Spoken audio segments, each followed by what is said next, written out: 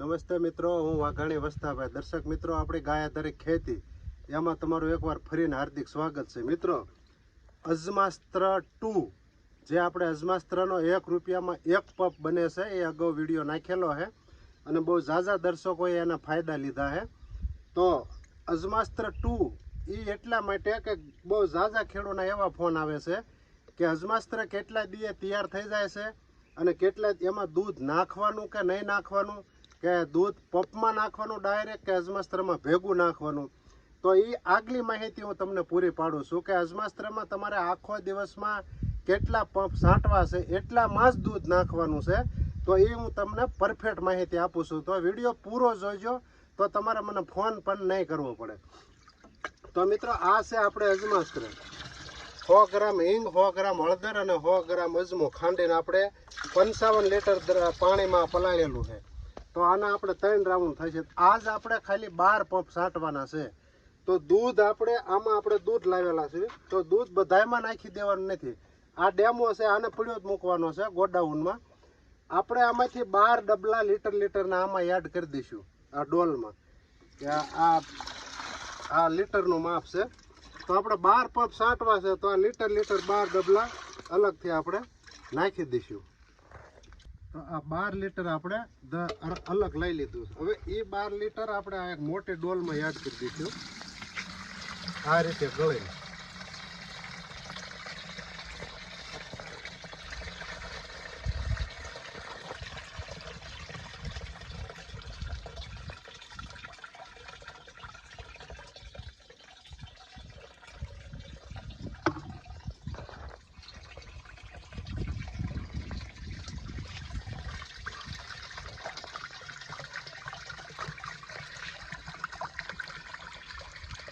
બાર litre અજમાસ્ત્ર આપણે આમાં ગળી લીધું છે અને આ 1 લીટર ગાયનું દૂધ આપણે ગરમ કરી અને આની અંદર એડ કરી દઈશું. ઓઈલો જે ફરમો છે એ તો પીળો જ મૂકવાનો છે.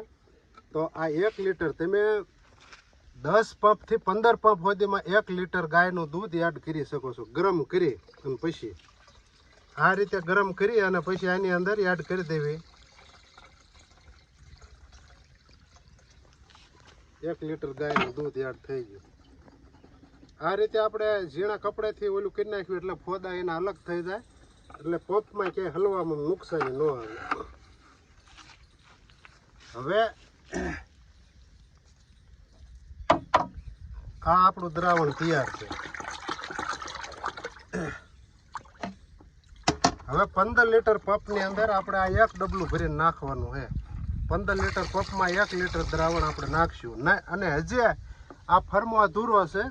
હજી આપણે પંપમાં કઈ કઈ વસ્તુ એડ કરવી છે એ આપણે આગળ દર્શાવી છીએ. આ છે અજમાસ્ત્ર. આપણે 1 લીટર અજમાસ્ત્ર પંપની અંદર એડ કરીશું. તમે જોઈ શકો છો. આ દૂધ સાથે મિક્સર કરેલું 1 લીટર અજમાસ્ત્ર એડ કર્યું આપણે. અને ત્યાર પછી આ છે ગૌમૂત્ર. દેશી ગીર વટિયારી કાંકરેજ બધી ગાય હાલે એનું ગૌમૂત્ર. તો એ ગૌમૂત્ર 500 ગ્રામ. આ રીતે તમારે એની ભેગું નથી નાખી દેવાનું, અલગથી જ રાખવાનું છે.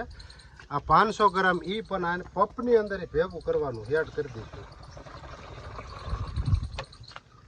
અને ત્યાર પછી આ છે લીમડાના પાનનો ઉકાળો. જે મારા ઘણા વિડીયાની અંદર હું એની માહિતી આપું છું, પણ ખેડૂત કોઈ કરતા નથી. કારણ કે આ મફત બને છે ને, એટલે ખેડૂતને મફતની કદર નથી. લીમડાના પાનનો ઉકાળાનું એક એવું કામ છે કે પહેલેથી છેલ્લા પંપ હોય તમે 500 ગ્રામ છંટકાવ મારો એટલે તમારા ઝીંડવા ન હળે અને લાલ ઈવળ તો આવતી જ નથી. આ તાકાત છે લીમડાના પાનના ઉકાળામાં.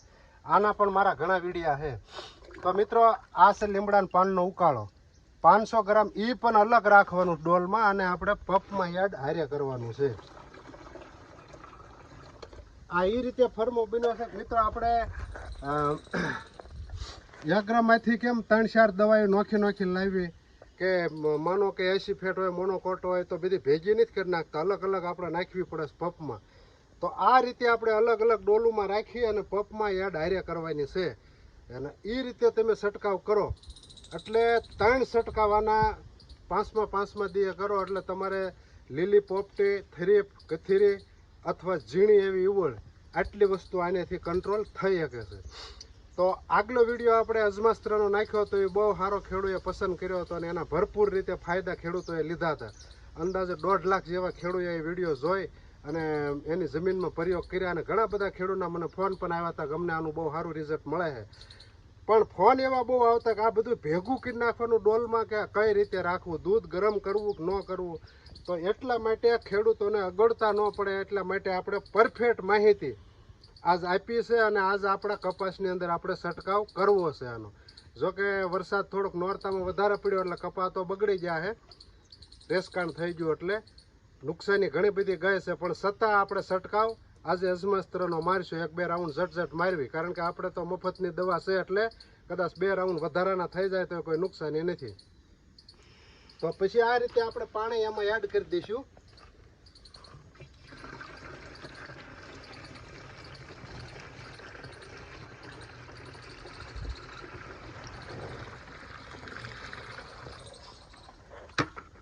પાણી એડ કર્યા મિત્રો, આ વિડીયો તમને કેવો લાગ્યો? જો સારો લાગે તો જે રીતે ઓલો વિડીયો મારો આવેલો છે 1.5 લાખ ઉપર પૂજ્યો, એ જ રીતે આ વિડીયો તમે પુગાડજો. અને પ્રાકૃતિક ખેતીના વિડીયો આપણે ગાય આધારિત ખેતી ચેનલની અંદર 400 જેવા નાખેલા છે. તમામ વિડીયો પ્રાકૃતિક ખેતીની માહિતીના છે.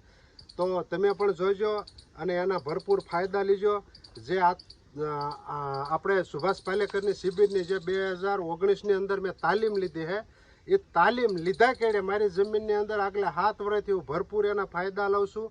એટલે 7 વર્ષથી ડીએપી કે ઉરિયા વગરની મારી ખેતી કરું છું. રાસાયણિકનું એક પણ ટીપું દવા મારી જમીનની અંદર હું એડ નથી કરતો. છતાં મારા પાડોશી જે પાક લે, ઉતારા લે, એથી હવાયો ઉતારો મારે આવે છે. તો આ વિડીયો તમે પૂરો જોજો. આપણે સત્ય બને, કપા થોડોક દૂર છે તો એનો પણ એક ચિત્ર થોડુંક આમાં તમને દર્શાવશું.